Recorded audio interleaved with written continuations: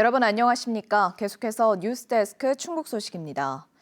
충북에 45cm가 넘는 폭설이 쏟아진 가운데 흰 눈이 소복하게 덮인 공연 묘지에도 설을 맞아 성묘객 발길이 이어졌습니다. 강한 눈발 속에서도 명절 연휴를 즐기려는 시민들로 곳곳이 북적였고 제천에서는 폭설에 나무와 전봇대가 쓰러지면서 도로가 한때 통제되기도 했습니다. 눈 덮인 설날 풍경을 김은초 기자가 전해드립니다. 눈이 소복하게 쌓인 공원 묘지가 새하얀 설산으로 변했습니다. 성묘객들은 빗자루를 손에 들고 비석 위에 덮인 눈을 쓸어가며 조상 무덤을 찾아 헤맵니다. 이거 아니요. 바닥에 깔린 눈이불을 걷어내고 정성스레 준비해온 음식들을 하나둘 꺼내놓습니다. 눈이 너무 많이 와서 어머니 산소를 못 찾겠어요. 다 똑같이 눈이 덮여가지고. 너무 좋아하셔가지고 매해 이렇게 양쪽 집 다 일부러라도 시간 내서 자주 와야겠다. 추운 날씨에 나이든 가족은 함께 오지 못했지만 소박하게 마련한 차례 음식으로 예를 갖춥니다. 날씨가 이래가지고 어머님이 또 연로하시고 그래가지고 어머님 못 오시고 간단하게 해드려서 자손된 입장으로 참 죄송하지만 그래도 뜻깊게 와가지고.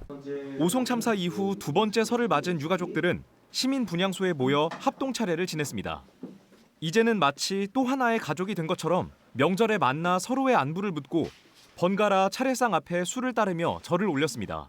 차례 준비를 하면서도 내내 슬픈 마음은 가시지가 않습니다. 어머니가 남겨주신 마지막 김치를 먹으며 마지막 담가주신 된장이 줄어들 때마다 가슴이 너무나 마음이 아프고 긴 명절 연휴를 즐기려는 시민들로 도심 곳곳은 북적였습니다. 세뱃돈으로 주머니가 두둑해진 아이들은 한껏 들떠 있었습니다. 놀러 갈 준비하려고. 보드게임 카페에서 쓸 것만 쓰고 딱 적금해가지고 제가 나중에 사고 싶은 거 살 거예요. 한편 사흘 동안 이어진 폭설로 제천에서는 나무와 전봇대가 쓰러져 도로가 통제됐고 대설특보는 한파특보로 바뀌면서 강한 바람을 동반한 맹추위가 주말까지 이어질 것으로 예고됐습니다. MBC 뉴스 김무초입니다.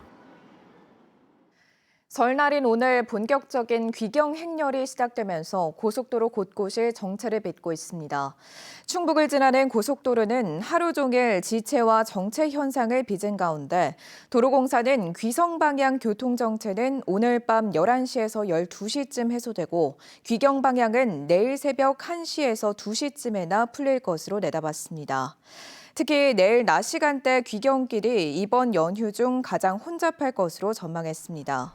또 폭설로 인해 KTX 일부 노선은 어제부터 감속 운행이 이어지면서 전체적인 열차 시간이 10에서 30분 정도 지연되고 있습니다. 설 연휴 기간 충북에 내린 폭설로 청주공항에서 출발하는 항공기의 결항과 지연 출발이 이틀째 이어졌습니다.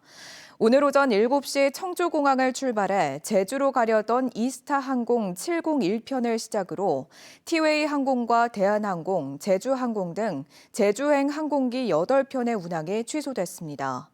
또 대만 타이베이로 가려던 이스타항공과 에어로케이가 출발 예정 시각보다 4시간여 늦게 출발했고 오늘 오전 7시 때 일본 오사카와 삿포로로 가려던 에어로케이 항공편은 오후 1시와 2시를 넘어 지연 출발했습니다. 청주공항은 어제부터 이어진 연결편 지연과 오전 활주로 제설 작업으로 어려움을 겪었다고 밝혔습니다. 비영리 민간단체 공익활동에 최대 3천만 원이 지원됩니다.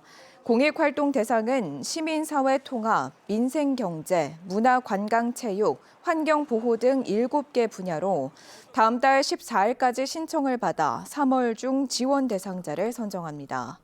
충청북도에 등록된 비영리 민간단체는 423개로 지난해에는 100개의 공익활동에 지원이 이루어졌습니다. 지난해 충북 지역 소비자 상담센터에 접수된 상담은 12,468건으로 전년보다 12% 증가했습니다. 분야별로는 건강식품이 249건으로 가장 많았고 항공 여객 운송 서비스, 헬스장이 뒤를 이었습니다. 호텔 관련 상담은 전년보다 202% 늘어 증가폭이 가장 컸고 30에서 40대의 상담 비중이 전체 절반을 차지했습니다.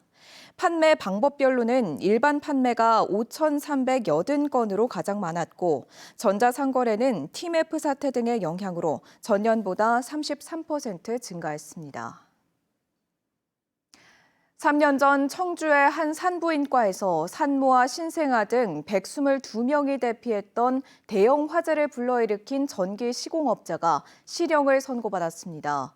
청주지방법원은 지난 2022년 3월 전기공사업 등록도 하지 않은 채 산부인과 수도관 열선 설치 공사를 진행하면서 미인증 자재를 사용해 불이 나게 한 35살 전기업자에게 징역 1년 6개월을 선고했습니다.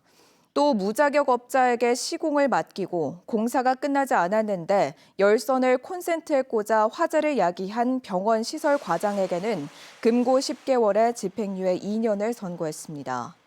재판부는 객관적으로 확인되는 경력도 없이 전기 공사를 하다가 화재를 발생시켰는데도 시공 방법이 문제가 없다며 반성하지 않는다고 양형 이유를 설명했습니다.